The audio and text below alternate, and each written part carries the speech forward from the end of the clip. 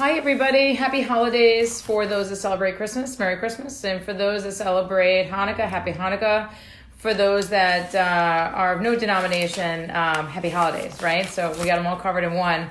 I love this time of year to take the time out to put together a very important video regarding workers' compensation in Connecticut, the 101s, right? It's this time of year, it's icy outside, people are falling. It's what happens, okay? Car accidents are happening when people are at work. Accidents are happening. People are unsure. Is this a comp case? Is it not? Is it just a car accident case? Do I have any case at all? And I'd love to take time out at this time of year to remind you guys about the timelines, the do's, the don'ts, and everything else. I tried super hard with this background to make it a little holiday, but I couldn't seem to get the wrinkles out. So my apologies about that. I'll let you guys see it actually if you want to see it. It's actually much prettier. Actually, not. Maybe I could do this. Perfect. Even better. All right. Now it's a little prettier.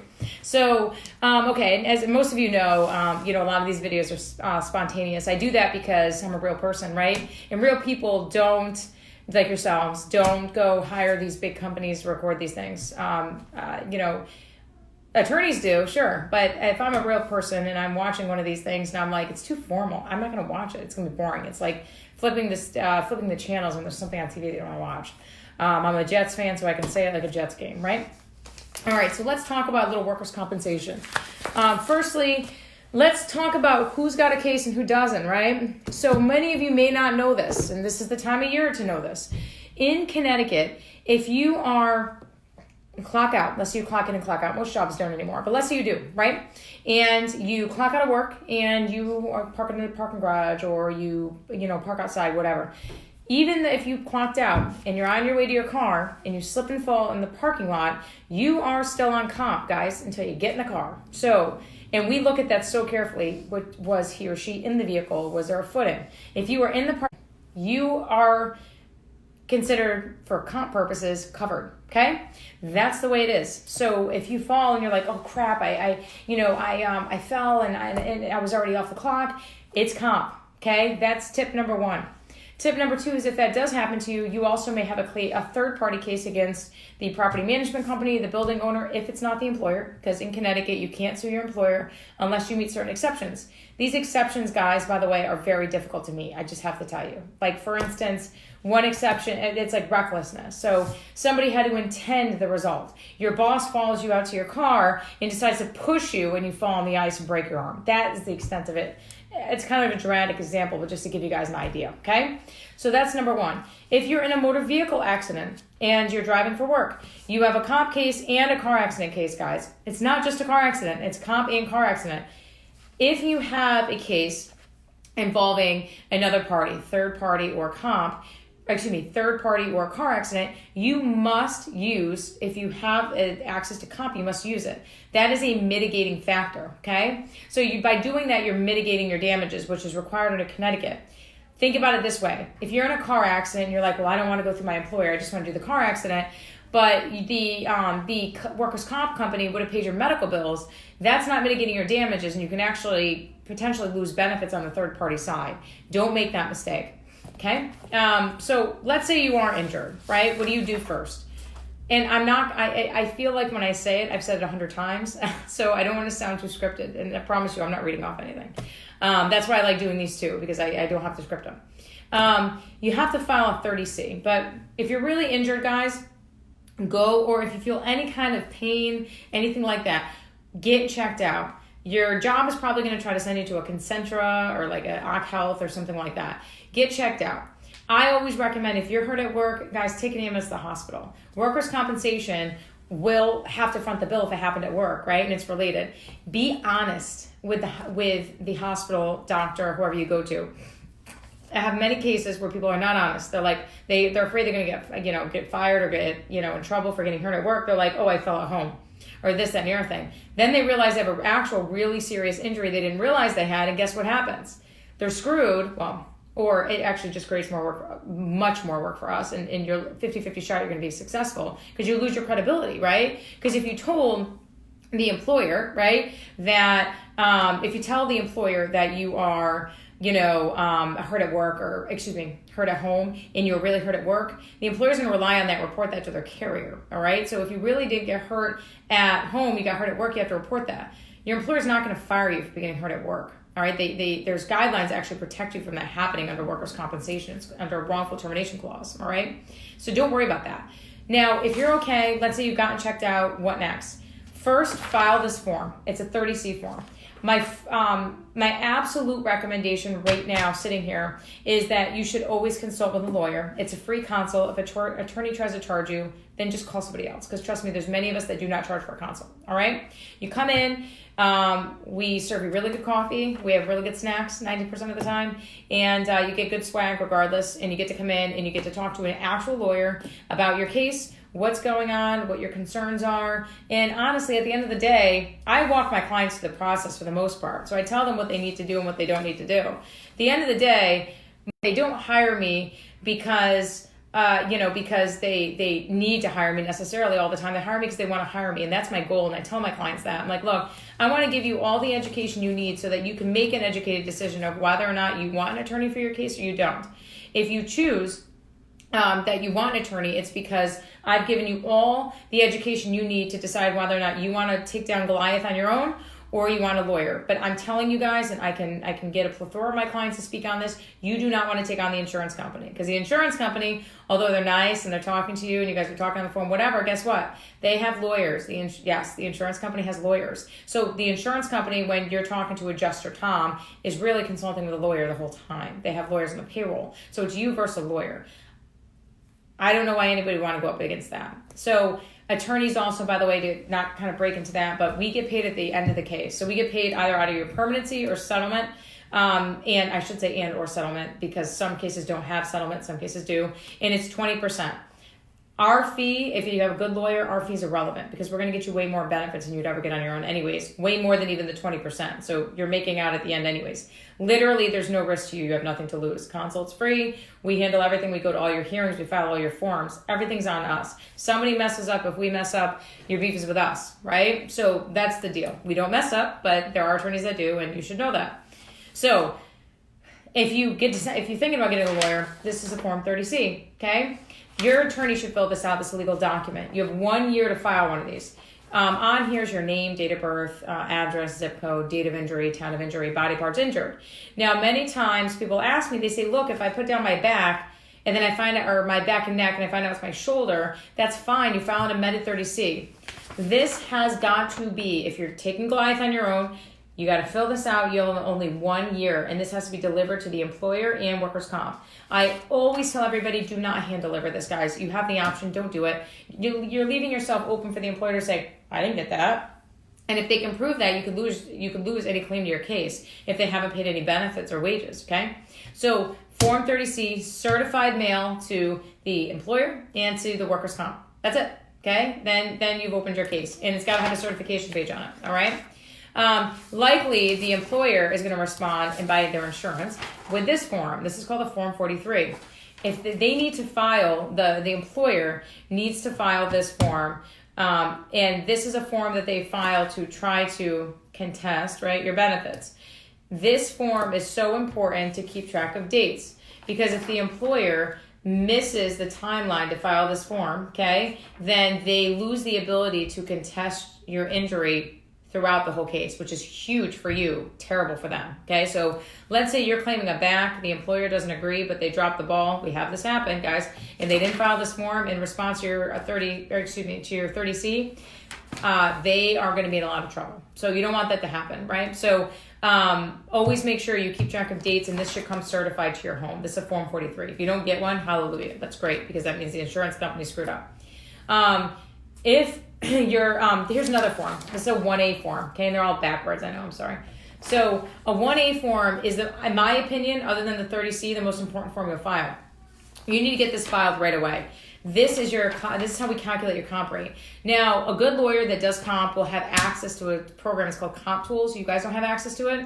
And what it is it's a system that we can plug in all the information from this form, and it pops out your comp rate. So it pops out the rate. How much will John get paid when he's out of work? And you should know that. And guys, let me tell you, if you don't fill out this form, what will happen is the insurance company could underpay you for several months, and it's very difficult to fix. I can give you a few clients that'll share that with you before they hired us. I had one guy who was underpaid by $75 for a year. Multiply that by 52, and then remember the fact that you're not getting full boat anyways. It was bad. So he was underpaid. He's like, well, they should fix it. No, I mean, they should, but they don't if they don't have the form. And by doing this form, right, you're going to get what you should request, or you're going to get, again, this is if you take on Goliath by yourself, something from the insurance company called a jurisdictional voluntary agreement. You can request that, or you can just do it yourself. But you need to get a jurisdictional voluntary agreement by your adjuster so that you guys can execute it, have the commissioner execute it, and now you have an agreement on the comp rate. Guys, you need to understand something, and many clients come in, and I understand it's a hard system to understand. You have to understand that if you have two jobs, so you're working one job and you're injured at that job, but you have another job, your comp rate is based on both jobs. So if you have two jobs, you need to tell the insurance company, or your attorney needs to tell them, and that's all calculated in. I have one guy that was being paid like $400 and something, now he's going to be getting $700 because they calculate two comp rates together. Be smart, okay? This form is going to help you with that. And then this is what the jurisdictional voluntary agreements will look like, okay? They're going to be green, though. They're not white. And we'll revisit that later. But just FYI, 1A form is so important. This is like your Bible form, okay? Now, let's say you are treating with your doctor and you file the 30C. You might see one of these forms, okay? This is called the Notice of Appearance. This is what counsel for the insurance company will file if they decide to come into the case. Now, let's say you're collecting benefits and the doctor says, Sally, you can go back to work full duty. And let's say you've been collecting benefits for 5 months or what have you. This is called a Form 36. This is a fire form, literally hot out, drop it, okay? I'm serious, I'm not even being silly. Fire form, literally fire form, okay? Big deal. You do not want to see this form. It comes certified. Don't throw it in the garbage. Don't do any of those things. Don't ignore it because your benefits will stop. I promise you there will be a hearing. If you throw that out too, you won't attend it. The commissioner will administratively approve it. And then if you get a lawyer at that point, the lawyer will have to try to get it reopened. And if your employer, here's the thing. This form, you only have 15 days after your receipt to object to. You object by going to workers' comp and filing it for a hearing for a Form 36, okay? And if you don't object, they administratively approve it. Your benefits are going to stop, all right? That's if it's going from, if you're back to work full duty. If you're light duty, you may get one of these forms. That means you likely have to start work searches, okay? But whenever you get a certified mail from an insurance company or workers' comp, guys, you ignore it, your benefits can be cut off. Do not wait until they're cut off to be screwed. Trust me, you don't want to wait for that. I'm telling you, it happens all the time. And trust me, it can take us 5 to 10 weeks. 10 weeks is kind of high, probably 5 to 8 weeks to reopen it, depending on the season. Right now, I couldn't get into a hearing probably before the end of January on something like this. Don't do it. Fire form, okay? Fire form. Look at this form, study it carefully. It will come certified. If you get one, I'm serious, you need to, do not pass go, do not collect $200. Go where you need to go. Go to workers' comp. They'll explain it to you, and you can file for your hearing, all right? Now you have to go before the commissioner, and it's a formal proceeding, so keep that in mind. It's an informal proceeding, but the commissioner writes down everything you say. So they're going to remember if you say something that you shouldn't be saying, they will have that on record. Now, let's say you are working, and it's a year out. Let's say you have surgery a year out, and the doctor says, Sally, you're at maximum medical improvement. Your doctor needs to fill out one of these. These are called a Form 42. This is how you get what's called permanency benefits. Usually by the time this is done, you have been you've obviously reached MMI to get the form, but you're either back to work full duty or you're probably not going to go back to work full duty. And this is what the doctor puts in. So he fills it, or she fills this out, right? And it's got the body part. So let's say it's people probably always wonder where these numbers come from. I don't pull them out of my head, guys. But let's just say it's a 10% loss of the back. I can tell you that equals 37.4 weeks. And you're going to be like, where the hell did you get that from? So there's a book. It's a workers' comp book. You can go to comp and you can digest it, although most attorneys can't digest it either. We've studied this book because we're there every day. So I know the book pretty much like the back of my hand. So I'm going to show you where I'm getting that from. So you're going to see, it's backwards. You're going to see back, if you can see that, sorry, again, right there, and it's 374 weeks. So if the doctor gives you a 10% rating, it's 10% times 374, that's 37.4 times your comp rate, which guess what, guys? We did it right from the first time because you hired me, right? And we did your forms. So we have a jurisdictional VA, so we know your comp rate. So let's say your comp rate's $550. $550 times 37.4, whatever that equals to them. 18,000, something like that. That's your PPD rate. That's what the fee that your attorney is going to get, 20% of that, okay? Not your checks that you've been collecting all along, 20% of that. Some attorneys try to start collecting checks on because we can technically collect on what's called contested basis. But I'm telling you, every case typically has one of these filed. Attorneys are trying to use the filing of one of these as an excuse to attach your wages. Guys, do not. The first question you should ask your lawyer when you go in is, are you going to attach my wages if they file a Form 43? Do you consider that contested? If an attorney says yes, because I have to go to a hearing, big freaking deal, okay? That's what we do. We're probably there anyways. So keep that in mind. Attorneys in comp, if you talk to them, they're like, oh, well, there's no money in comp anyways. I need to make some money on the case. That's what you get into, right? So some cases are great, some cases are not, but you get yourself into it, and that's what it is, okay? So don't fall for the traps of, a lot of you guys, I can appreciate the fact that you trust attorneys, most of you that get attorneys, I can appreciate that, but you need to be careful with your trust, okay? Because unfortunately in this part of the practice here, it's abused, all right? So be very careful. So let's say you get a Form 42 and you can't return to work. What am I going to do at that point, right? I'm going to say, Sally, if you can't return to work, you have a Form 42, we need to settle this thing, right? So I'm going to do a demand. Now, to settle a comp case, you have to resign. You cannot continue working there, guys, okay? I'm going to repeat. You cannot continue working there. You resign. So let's say Sally resigns. But you resign at the table, so when we settle the comp case. So you're not resigning yet, but just that's the overall goal. So let's say, for the purposes of this, Sally has a $100 comp rate, right, of her back, let's just say. So that's 10% rating of 37.4, okay? So 37.4, and she's got a $100 comp rate, right? So 3740. So, but we're going to call it 3740. I think that's about right. If not, I look like an idiot, but I don't have my calculator. But we're going to call it 3740. That's a very low comp rate, and for a back, that's a very low number. But that's okay. So 3740. So we're going to take that.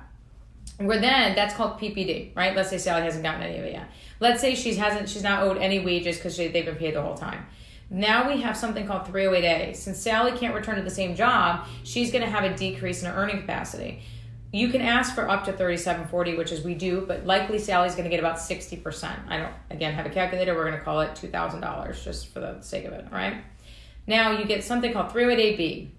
That's typically equivalent to 50% of your rating, depending on age, depending on how bad it is. So if she had a 10%, now she's got a 5%, so it's going to be half of 3740. So we're going to call it $1,600, okay? So right there, you have 3740 plus 2,000 plus 1,600. Now future medical. Let's say the doctor says, Sally, you're not going to be able to return to the job, but you'll need medical bill. You'll have medical bills in approximately the $10,000 range. So 10,000. All right. So you add those numbers together, and 36. We'll call it 17.5. There's your numbers, guys. All right. So Sally's case is probably. What would I get on a case like this? Low comp rate. I mean, it depends. No surgery, no nothing. Probably 20 to 30 maybe, depending. And it also depends on how she got hurt and what her age is and everything else. 20 to 30. So just to kind of give you guys an idea, that's how, and every case is different, but that's kind of how settlement goes. And most of the time, insurance companies, guys, they'll offer Sally $3,000. Sally will think, oh, okay, well, the insurance company must be looking out for me. No, they're not. And you'll take it, then you'll meet with me later and be like, hey, I saw one of your videos. What do you think of my case? I just want to make sure I got a good deal. And I'll be like, Sally, you got taken to the cleaners. So listen to me when I tell you guys, all the stuff I've gone through with you is just like scraping the surface. You don't have to, I haven't gone through the dealing with check issues or dealing with hearings or dealing with attorneys not showing or dealing with employers being a pain or doing this. I mean, this is just the surface of what you guys can expect. And then you can settle your case. Now, let me tell you, though, what Sally can get. Most of you guys don't know this, right? Workers' comp in Connecticut has money right now.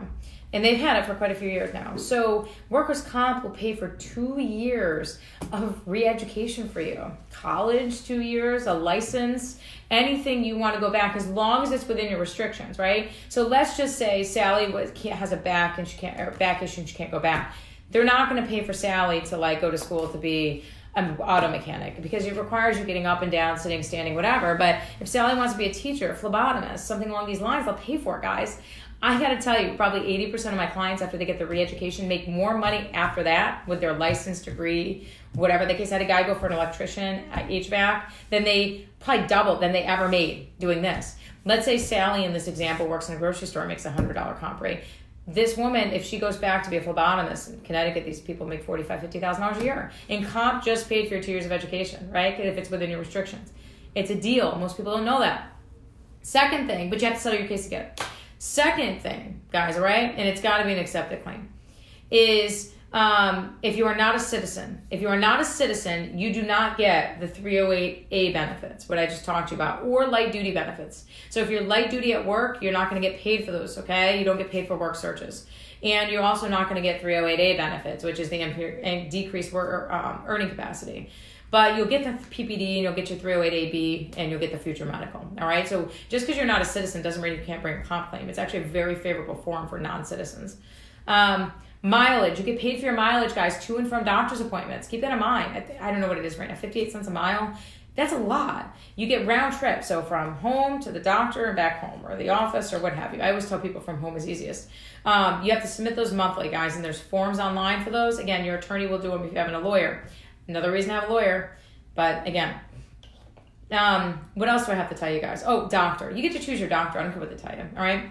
So, but if you work for instance, example, Yale or Harvard Healthcare, they have their own networks. You have to go in, but they have to release the names to you. You still get to choose. There's maybe 10, 15 different types of the same, different doctors of the same type on the list, okay? So they'll give you the list, you pick, and then that's where it goes, and then you're all good from there.